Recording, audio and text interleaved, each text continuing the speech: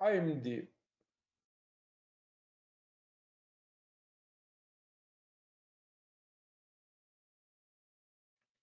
Alors,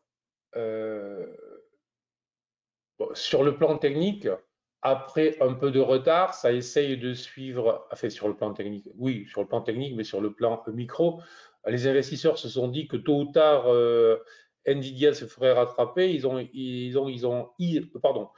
essayé de parier sur le fait que les nouvelles puces de AMD seraient au moins aussi efficaces, peut-être plus efficaces que celles de Nvidia et surtout moins chères parce que Nvidia évidemment profite de sa position de quasi-monopole pour l'intelligence artificielle. Bref, résultat, on a une valeur qui vient de faire x2 depuis la fin octobre, donc plus 100% depuis la fin octobre. Alors, est-ce que c'est justifiable?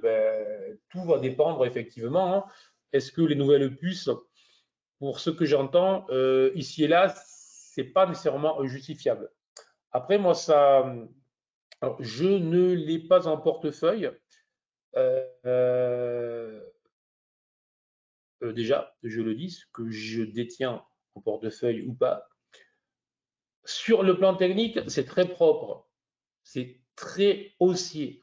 Mais je dirais presque, alors à moins d'espérer un nouveau parcours type Nvidia, c'est quand même,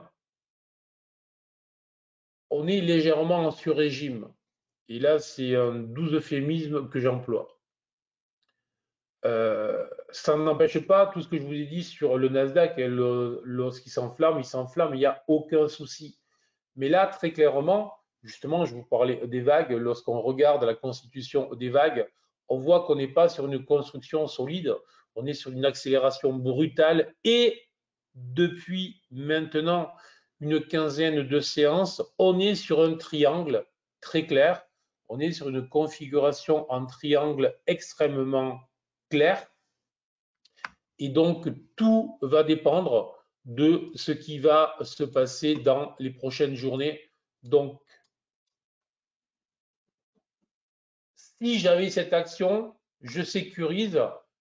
Alors, les niveaux de sécurisation sont relativement loin vu la vitesse à laquelle on est monté, mais autour des 140, 145 serait un bon niveau de sécurisation parce que si on revenait sous ce niveau-là, vraiment, ça serait très inquiétant. Ça voudrait dire que vraiment, on dégonfle potentiellement la bulle.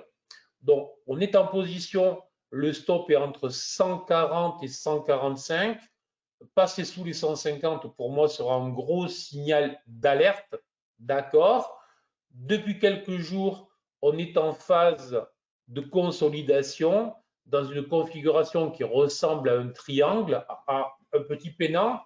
Attendre une sortie, mais vu les pentes du triangle, la sortie, elle est dead, c'est-à-dire qu'elle n'existe plus déjà. Donc, voir si ça ne se transforme pas en petit canal descendant ou quelque chose comme ça. Donc, toujours une phase de consolidation. Et première alerte serait une clôture sous les 160. Première petite alerte de court terme. La grosse vraie alerte, je dis bien, sous les 150, puisqu'il faut placer le stop là. Voilà. Et donc, ça signifie que tant qu'on reste au-dessus des 150, plutôt regarder pour des achats tout simplement avec un stop qui peut être placé court. Voilà. Jouer une réaccélération avec une clôture au-delà des 175, why not? Why not? Voilà. Voilà, donc tout ça reste haussier, c'est positif. Les niveaux d'invalidation sont relativement clairs. Et voilà. Sur ce, bonne journée, bonne fin de semaine. Et je réponds Patrick, une seconde. On me demande, c'est vrai qu'hier je l'avais dit qu'aujourd'hui je ne l'ai pas fait, quand l'euro USD monte, c'est l'euro qui monte ou qui baisse. Quand l'euro USD monte, c'est l'euro qui monte et l'USD qui baisse. Quand l'euro USD baisse, c'est le dollar qui monte et l'euro qui baisse. C'est toujours le premier, c'est toujours le premier. Le premier, c'est la devise. Et le deuxième, si la devise, c'est la paire. Voilà. Voilà, monsieur. J'espère que ce coup-ci, j'ai répondu. Allez, bon week-end. Merci beaucoup pour votre présence.